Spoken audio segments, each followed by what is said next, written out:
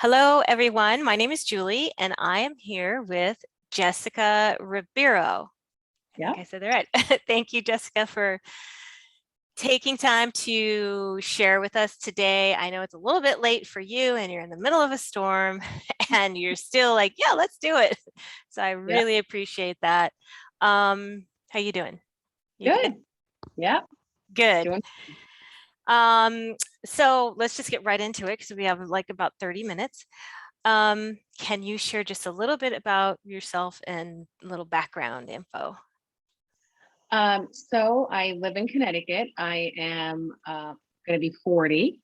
I'm a mother of two, boy and a girl. And I grew up here my whole life. And I'm just a stylist, hairdresser, been a hairdresser for 21 years. Nice. Yeah. Yeah. Well, I like your hair. It's at 10:30 at night. It looks pretty good. Yeah, it's still looking good. So maybe you could share like your first spiritual experience. I don't know if you label it spiritual or paranormal experience that you Sure. remember. I want to say it was about 10 or 12 years ago. I was just going to bed with my husband and just like a normal night and went to sleep, nothing out of the ordinary. And all I remember was just waking up and I was on a road, a long, beautiful, looked like a back road to like the countryside. And there was beautiful trees and everything was so vivid and bright and colorful. And I'm standing in the middle of this road and all I can remember was just looking around and not knowing where I was. No idea. But it didn't scare me. It didn't bother me. I was just more like, wow, okay, where am I? And I started walking down this road. And then from the far right, this white house appeared and from a distance, and it was a beautiful like country home. And it had gravel, it was a gravel driveway. And I noticed that was the first time I noticed that something was different because as I stepped onto the gravel driveway, I felt the gravel beneath my feet. Yeah. And crunching and the noise. And I was like, wow, this is different. And so I kept walking and I just walked to this house. And it was beautiful home and had a wraparound porch throughout the whole entire home, the garden. It was beautifully manicured. So I stepped on the steps and I could feel the railing, like I could feel the wood. I could feel everything was so real. And I saw the door. It was like just a regular door with like a black screen mesh. And I reached out for the handle, and the handle was made out of like an iron, and it was nice and cold. And I tried to open the door, and it was locked. So I'm thinking, wow, I felt everything, the tug, how cold the metal handle was, everything. And it was locked. So I put both my hands up to the mesh and try to look inside. And I couldn't see anything. It was completely pitch black. So I said, hello. I'm like, hello, is anyone home? And I just heard my echo of my voice. So it sounded like it was like an empty home. Kept saying it and kept saying it. And then all of a sudden I saw just from the far distance a really small light. And it was like a little ball of light. And it just kept getting closer and closer and bigger and brighter. So it kind of startled me. I stepped back a couple feet away from the door and appeared at the door was my deceased uncle. And his name was George. And he appeared at the door and he opened the door, shut the door behind him. And I said, Uncle George. And he looked at me and I looked at him. We were both like in shock. And I gave him a hug and I felt around around me. I could feel his hands. He was a pretty big guy. And he hugged me tight, and he hugged me tight, and then he let go, and he had both his hands on my shoulder, and he looked at me and said, what are you doing here? And he goes, how did you, he's like, looks very confused and shocked, but happy all at the same time. He was going through a lot of emotions. I could see it in his face. And he said, how did you get here? And I said, I don't even know. I said, I don't even know where I am. I was like, I don't know. And I said, he goes, well, you can't be here. You can't be here. He goes, you. And I said, well, I don't even know where this is. So I said, well, wait a second. Is my father here? Because my father had passed about a couple, like 2 or 3 years after he had passed. And because then it got to me, well, if you're here, then my dad's got to be here. And he said, yes, he's here, but he's in the backyard gardening. And my father was an avid gardener. He loved gardening. And I looked at him like, oh my God, my dad's here. And he said, yeah, but you can't, you just have to go. Okay. It's not your time. You have to go. And he was very adamant about it. So I was like, okay, all right, fine. And he walks the steps with me, and we went around the porch, and he got into this car, and he got into this beautiful, classic, old school American muscle car that I've never seen in my life. And he got into this car, and it was a 2-door. I don't know the name or the brand of this car, but it was a 2-door classic muscle car. It kind of looked like an old school Mustang, but it wasn't a Mustang. And it was like a crushed copper orange with a black stripe right down the middle of both sides of the car. And he gets into this car and turns it on, and it revved up this engine. And I said, wow, nice car, Uncle George, And he starts smiling at me. And I said, well, how do I leave? Like, how do I get back? Like, how do I get out of here? And he just looked at me, and he kind of winked, and he said, you'll figure it out. And I'm like, okay. So he takes off, and I see him going right up the driveway, and then the car just completely disappears. And once the car disappeared, that's when I came back to my room. The next thing I know, I'm in my bedroom, and except I'm above my bed. And I felt like I was dangling above like I was pinned from the ceiling, and I'm looking down. And I could see myself sleeping, and I could see my husband sleeping, because we slept back to back. And I can even hear him snoring. And that's when I went, wait a second. And then I looked at my hands, and I looked at my body, and I'm going, and it's kind of like glow. There was like a light, like a line, like a light white halo around my arms. Cause I kind of looked at myself, like I looked at my hands, and then I looked at my body, and I'm like, and I remember saying, oh my God, I'm dead. I said, but I didn't feel panicky. It was weird. It was like, I kind of noticed what was going on, but I went, oh my God, did I just die? And then I want to say I was up there for a good 15, 20 seconds. And then I saw my nightstand, my cell phone was right next to my nightstand, on my nightstand. And it started going off because I had an alarm and for work. And the alarm started going off, and I could see the phone flashing, and I could hear the alarm sound. And I was like, oh, great, now I'm late for work. And that's when I went into my body. And it felt like going down a roller coaster. If you've ever been on a roller coaster and you're at the top, and it finally tips and goes down, that's the sensation I felt. And once I got in, I can't even, I felt like I lost my breath. Like, it was such a sensation that I woke up, and I got up, and my husband got up, and he was like, oh my God, what's wrong? And I started crying, and I started freaking out, and I was like, catching my breath. I couldn't even catch my breath. And he ran and got me some water. And he's like, what happened? Did you have a bad dream or a nightmare? And I'm going, that was no dream. And that Mhm. was definitely not a nightmare. I was trying to explain, but I couldn't even speak. Like, I was just so overwhelmed Mhm. because at that moment, I didn't know what had happened to me. I didn't know what it was. I didn't know if I was like, oh my God, I think I died. And my husband's like, oh my God, something's wrong with you. He's freaking out.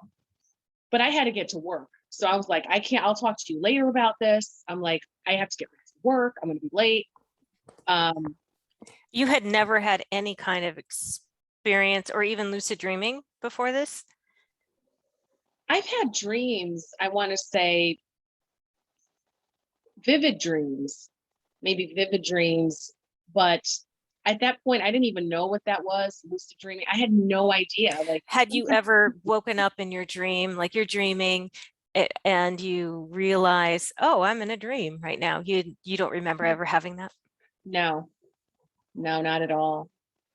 But I knew driving to work that was not a dream because Yeah, I've dreamed many times before and I could recall my dreams, but never once did I ever feel anything. Like, it I was would, real. It was like reality. It sounds like it was just like normal reality, like we are right now, as far as all your sensations. I could feel, I could smell. It was like, as the wind was blowing, I could feel my hair going on my face, and I kept going like that because it was wind. I mean, I could feel it. It Mhm. was just the most amazing feeling.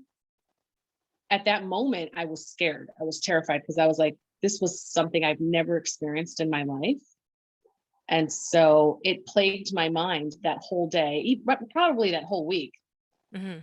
especially that day that I went to work, because I didn't even focus. Like, all I did was, I hope I didn't mess anyone's hair up that day, but um, Because your mind was somewhere else. it was, because I was just like, what happened to me?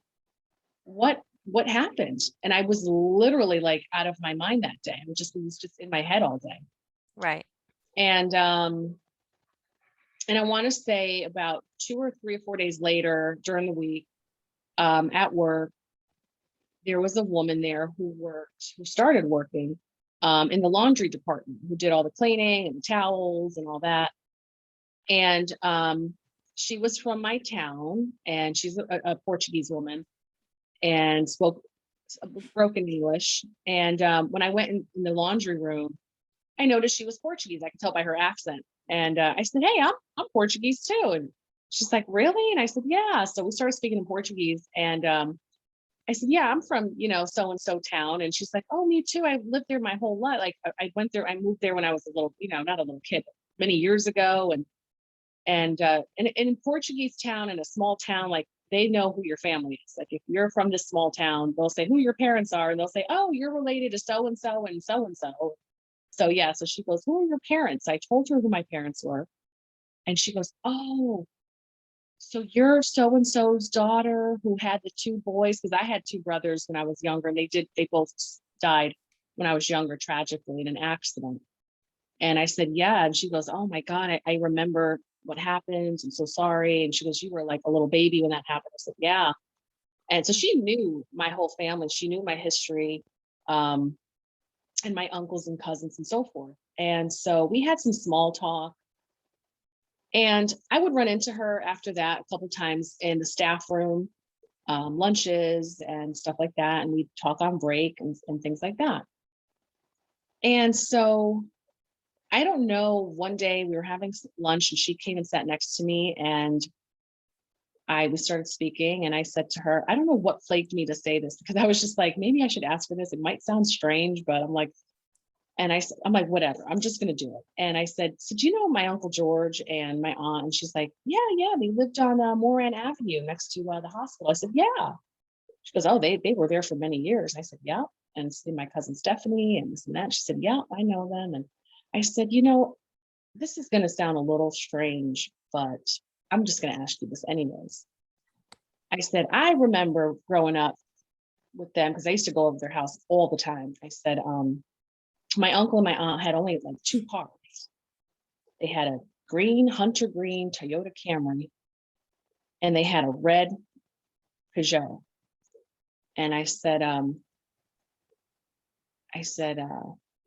did my family or uncle ever have any other cars besides those two cars? And she looked at me and she said, yeah, I remember when they first came to America, your uncle bought this car, but your aunt didn't like it because she said it wasn't safe for the kids. And as she's talking about it, and I'm going, oh God, if she describes this car, I'm going to fall off the chair, right? And For sure. I said, keep going. And she said, well, he got this car, but he sold it. He didn't have it for long because your aunt thought it was unsafe, and he wanted like a hot rod car. And I said, oh really? I said, what did it look like? And she said, well, it had big tires, and it had two doors, and it was like an orange color, and it had all like a black stripe on it. So she described this car that I saw with my uncle, and that I've seen in my life. Yeah. And if Wow. I did see it, I was a little baby. She even said, I think she said something like, you must have been really little when he bought this, or you weren't even born when he did make this purchase. And so that's when my senses were like, okay, something happened. What was this? And she said, why? And I said, oh, nothing. I was just wondering. I didn't want to tell her because I said, oh gosh, she might think I'm crazy. But she described it. She described exactly the car that he got into that day that I astral projected. So that confirmed that it wasn't a dream. This was something else. Yeah, exactly. So a couple of days after that, again, I still didn't know what happened to me. So I kind of just Googled like certain key phrases, like floating above my body, thinking of, dreaming or whatever. And then astral projection came up, or astral traveling. Right. And I was like, what is this? And I kind of read a couple of articles, and I'm going and kind of like what the senses were, and like kind of like what people were saying. And I'm going, oh my God, like that's exactly what happened to me. And so now I knew what this was called. And it blew my mind. It literally blew my mind. I said, oh my God, I actually did that. Yeah. And I don't know why, I don't know how, but that was pretty cool. Yeah. So this was how long ago? I want to say it was about, let's see, since 14. I want to say it was about 10 or like maybe 11 years ago, because he was little. Yeah. Was that your one and only out of the ordinary experience? Yes, I want to say. I want to say that was. I mean, I don't know. I mean, that was the only one that I vividly remember. Like if it was yesterday. Yes. Yeah. Yeah. I don't know how I did it. I don't know why I did it. There's nothing, when you look back, there's nothing that you can think of that would trigger it, like the anniversary of the death of some of your uncle or your father, or it could have been my dad, because my dad had recently passed. I think it was maybe a year of his passing. Okay. And I was still grieving and just not accepting what happened. And there's a lot of other underlying issues around it. And so it could have been that. I want to say that was what the trigger was. Right. And maybe that's why I did it. Not unintentionally, not even knowing. Did you you didn't start researching or getting into lucid dreaming or astral projection techniques right after then? After I found out about it and I kind of started finding articles on it, I started reading and researching it, and I found it fascinating. But at that moment, I read articles on people who can just do it voluntarily. Right. I'm like, wow, really? And it's not something that from what I've read, that is easily done. Like you can't just like, oh yeah, let me do it tonight. And I mean, it takes, I guess, practice and time and meditation and other techniques, I guess. Yes. And Yeah. I never did it again, only not that I did it on purpose, but I never tried to do it because I want to know that I think that experience frightened me. And Because it was the unknown, something very unfamiliar to you. yeah, yeah, definitely was. I mean, it was when I finally got back into my body, it was so, for me, it was scary and terrifying, but it was amazing at the same time. Right. A lot of I've been mixed so scared feelings. and happy at the same time, and especially after I found out what it actually was. Right. It's like, wait a second, that's pretty cool. Like, When um, you were floating above your body, above the bed, you mm, said you had a glow yeah, around your astral body or non-physical body. There's different terminologies for that. You saw like a glow around it. Was it like a white or yellow or golden it was glow? like a white, like a whitish light. Definitely, it was light. It was kind of like a light halo type glow. Do you remember touching your body, your hands or arms when you were floating above your body? I didn't. I just kind of looked at both my hands. I didn't touch You both my looked at the, okay. hands. Yeah. And And that's when then I was like, oh, did you intentionally go back to your body or it just happened? That also is part of just the, I think when I know when I saw my phone and I heard that it was my alarm, right. and I went in my mind, I was like, oh, great. Now I'm going to be late for work. And that's when I just went back in. So I guess it was unintentionally. My mind was like, all right, I got to get back in or else I'm going to be late for work. I don't know if that's what the trigger was, that I had to go back. Right. Do you have any theories as to why your uncle may have said, "Oh, you're not supposed to be here. You need to go back," and he wouldn't just let you go see your dad? I don't know. He looked, I can still see his face. Like he kind of looked, he was happy to see me, but at the same time, he was like shocked and like, Surprised. how did you do? Yeah, he was so surprised.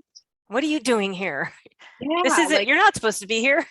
like, what are you doing here? And how did you get here? And why are you here? And you need to, oh my God, you need to go back.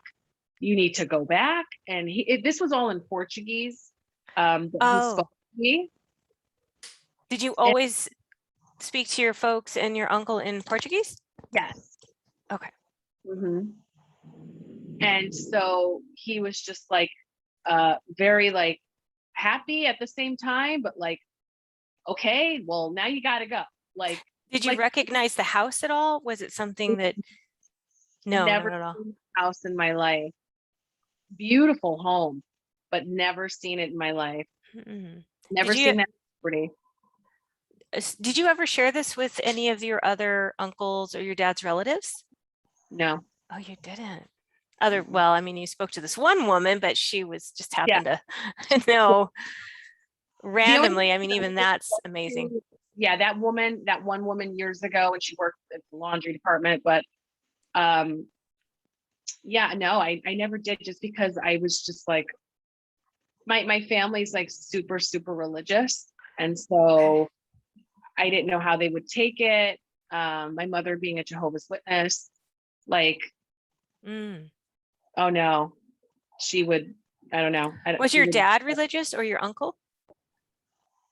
my uncle, my aunt were both Catholic, but they were not practicing Catholics. It's not like they went to church every, Sunday or anything like that. My dad was Catholic. My mom was Jehovah's Witness. She tried to convert him, but Hmm. he never did. So that was kind of a big rift between my family. Okay. And Yeah. it put a big rift between us, all of us, Right. because she converted and my dad did not like it and didn't want to convert. So I heard from both sides. So it like really tore me because, you know, um, my mother's religion, like they don't believe in heaven or hell. Like they don't believe that when we die, we go to heaven, or They just believe that when you die, and that's it. That's Jehovah's Witness? Mhm. Oh, okay. Yeah. So this is just a temporary one-time thing, this Mhm. earth life, and that's it. Right. Okay. Yeah. But your dad didn't buy into that. He thought, I guess, the Catholic faith, yeah, there's some kind of continuation. And I remember after he passed, I want to say, yeah, so she kind of tried to embed that in his mind, especially losing his two boys tragically. He couldn't accept it. He couldn't accept that my two boys passed really young. One was 14, the other one was 8. And Oh my goodness. that they're just dead and they're nowhere else. He could not accept it. He'd rather accept, they're in heaven, they're with the angels, they're safe. And she was just like, no, that's not what it says. That's not what Interesting. And so he just could not accept it. Rather, like, if that's what he wanted to believe, let him believe in it, and that's that. Yeah, But that's, yeah, it was like mental torture for him. oh my And goodness. so, yeah. And it's weird because I remember a couple months after he passed, a friend of mine and we went to go see, it was actually a friend of hers. She knew of a friend, and he was a psychic medium from South Africa. And he came and I had a session with him. He was phenomenal, phenomenal. And one thing that, there's several things that he said that really blew my mind, but one in specifically was that he did talk about my father. And my father died at 61. He was really young. And so, but what he said that really nobody else could have known, like, that really resonated with me, was that he said when he had passed, when he finally passed, he was very confused. And I said, well, excuse me, I said, what do you mean confused? And he said, well, when he passed, a woman did come forward to cross him over, an older woman, like an elderly woman. And I'm thinking it's probably his mother, my grandmother. And he said that. Oh no, Jessica, you went out. I'm sorry. Oh, you're there. Like, just you're like, cliffhanger, what's going on? Don't leave me. He said that my father was very confused and happy at the same time when he passed. Okay. And I said, well, what do you mean? Can you elaborate? What does that mean? And he said, did someone in his life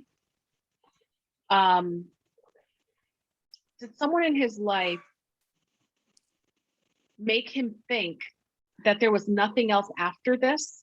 Oh my gosh. Yeah. And I went, yeah. Oh my God. And I said, yeah, my mom. And he goes, did she have a different belief system? He goes, or a religious belief or some type of other belief. Excuse me. And I said, yeah, my mother. Right. And he was really thrilled to see. So she did have some kind of influence and impact over his thinking, unfortunately, to the point where he was a little bit confused, when he crossed over. Oh yeah. And he was like, he said he's thrilled and he was confused, but happy at the same time. And when he said that there was another, influence that had plagued his mind, I knew exactly what it was. Yeah. Oh. Yeah. So I was so glad to hear that. How long, so you said 2 sons, are these your half brothers? No, these are my brothers, my actual brothers. Yeah. Oh. So they both passed. And then how long after that did your father pass? Oh, geez. My brother died in 1980. I wasn't even born. I was born in 1981. So my dad was really young when my first brother passed. He was probably in his 30s. Was it this the 8-year-old? He was the 8-year-old. Yep. And then my second brother passed when I was 9 and he was 16. Oh, wow, wow, wow. Yeah. And then how, so then how long after then did your father pass? My father passed at 61. So I want to say in his 30s and Uh, he lost 2 kids. so, but you don't know, you don't have any information from the medium or from your experience. I'm sure your dad did meet up with the kids, but you didn't get any confirmation of that? No, Oh, no, I wish I did. yeah, yeah. You need to go out of body again and I meet up with know. your dad and your brothers. Wouldn't Yes, that be amazing? right. Okay, so I know I shared with you that from my understanding, it sounds like that you visited what some people call the astral earth. Now, where did your dad grow up? Where did your dad and uncle grow up? What Um, location? they were born in Portugal. Did that seem like Portugal to you, or is it just too hard to tell from the No, area?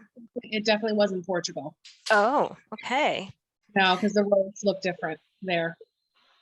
Well, it seems like maybe you went to maybe an astral earth Mhm. location, a city, an astral city where they've decided to um, to build a home and live life on the other side Yeah. as they continue to wait for whoever else is going to join them. I mean, that's from my understanding, that's just a philosophy and a belief from other astral travelers who've gone over and they've done their own interviewing and talking with people on the other side. Mhm. And I think when I shared that with you is that was kind of new information. Yes. Yes. I didn't know Okay. about that. Yeah. Yeah. And so, I mean, yeah, one of the benefits of going out of body or astral travel is that, yeah, you can initiate these moments to go out of body and travel to, and since you already have, I feel like maybe that would be a benefit for Mhm. you. Like, okay, so your astral body, you already know how to do that. You're familiar with the area, so to speak. You know how to get there. Yeah. Like, that would be so cool. Are you going to start practicing, do you think? I am definitely trying. I have tried. I'm starting to read up a lot. I'm trying to get a lot of information first on techniques and how to do it, and read up on how to do things, because I know when I started reading up on it and even reading other people's comments or their experiences, like the vibrations, the sleep paralysis, that stuff, and I'm going, wait, whoa, what's that? Hmm. I didn't experience any of that. Not You that you just ended I up there. I just ended up there. So I didn't feel any vibrations, or I didn't feel any or hear any noises or loud whistles or any of that. I just ended up in the middle of this road. Did you say though that you had felt like you had some other abilities? I feel like no. Yes. I feel like Uh, remember reading that. yeah. I want to say just a lot of synchronicities, I want to say that after that happened, Hmm. or actually right before my father's death, like I want to say a couple months before his death, I started noticing just a lot of numbers, and not knowing what that was, not knowing why, not knowing what synchronicities were, none of that. I kept seeing certain numbers, especially triple sevens constantly. Hmm. And I even mentioned it to my husband. I said, I keep seeing 777s all the time. I said, I don't know what that's about. He's just like, oh, we'll play the lottery. And that wasn't it. And it was literally every day, several hours, and several times a day for several months. And my father was in and out of the hospital. He had lots of health issues. And until one evening. I knew he was in the hospital. I got a phone call that he was in the hospital. He was in the emergency room. He had to have emergency surgery. And I knew that it was extremely serious because he had a lot of heart conditions. He had a pacemaker put in. He had a lot of other issues. So that surgery was either life or death. And the doctors did tell him that, it was a 50-50 chance that he'd even make out of it because of all his other underlying health issues. Mm-hmm. So I quickly went over there. My mother-in-law watched my son, and my husband and I rushed over to the hospital. And he had the surgery, but he was in the ICU, and he was like in a coma. And when I went up to the front desk of the hospital, I said, "What? I know I'm here to see my dad. He's, I gave him the name." And she said, "Oh yeah, he's on floor 7, room 7. I'm like, "Okay." He passed away at 7:00 p.m. So floor 7, room 7 at 7 p.m. Mm-hmm. Right. When I made that connection, it startled me, and I said, "Well, I don't know if that's coincidence. I don't know if you can even call it that." Right. So after he passed, I stopped seeing it completely, just stopped. A couple years later, 2 years ago, actually 2.5 years ago, I was living in Florida for a little bit. And my husband's parents were going through some surgeries. They were going through some health issues of their own. And we decided to spend the summer in Connecticut to take care of them because they were both going under major surgery. My mother-in-law was going under lung surgery, and my father-in-law was going under a triple bypass. So we decided to come up for the summer because they're going to need somebody to take care of them. And when we were making those arrangements around their surgery dates, 7777 started coming up again. After years of never seeing it, it started happening again. Wow. And everywhere. And I can't imagine, and just anywhere. And I said, and I even mentioned it to my husband, and he's very skeptic. He's always been a skeptic person. And I said, "Hey, those 7s are coming back again." And he goes, "Oh my God, don't say that, because my parents are going under surgery." And he starts freaking out. Right. And his parents ended up getting the surgery. They recovered. They were fine. But it was still coming. It was still coming. And I said, "All right." So we drove up from Florida to Connecticut on our trip to spend the summer with them. And still seeing it every day, a couple times a day. We finally get to Connecticut, and we settled in at their home, and we're taking care of them. And one of my husband's childhood friends came over to see us because we haven't seen us in a while. And he's married with no children. His wife my wife's pregnant at the time and expecting their first baby. Mm-hmm. And he came by after work. He came by after work just for a quick visit. And he said he had to take off because he had a business meeting, like some type of like a luncheon with his boss, and he had to go do some work and go to a restaurant. And I said, "All right, we'll catch you up this weekend. We'll hang out this weekend." And he left. He took off. Later that night, really late at the middle of the night, he called my husband, crying on the phone, hysterically. He said he had to call the police. There was an accident. Something happened when he got home. And Jesse said, what do you mean? Like, what happened? What are you talking about? And he said, "I got home from the dinner, and my wife's dead. She's on the floor, and she's dead." And they lost the baby. She had a preeclampsia, and she was probably about 5 months pregnant, and she passed, and so did the baby. Wow. And that's when I went, wait a second. Okay. So I kept seeing these numbers. You s- Dara's, Did you you know, keep seeing the numbers after that? they stopped. I stopped not seeing them. But then I recalled what happened with my dad. Because when I did see them, and then I found out why I saw them, that's when they stopped. Okay. So I said, well, what was the connection with Gustavo? I want to say after the funeral, a couple months later, I want to say maybe 2 or 3 months later, I found him on Instagram, and it said someone, like somebody you might know is on Instagram or Facebook. You know how they do like a suggested friend or something like that. Right. And I said, oh, Gustavo's on here now. I guess he just made an account. His username is GusBus777. Oh my gosh. Wait, is this the same guy though that his wife? Is that what you're saying? Mhm. What? Yeah. Yeah. Wow. It's so weird.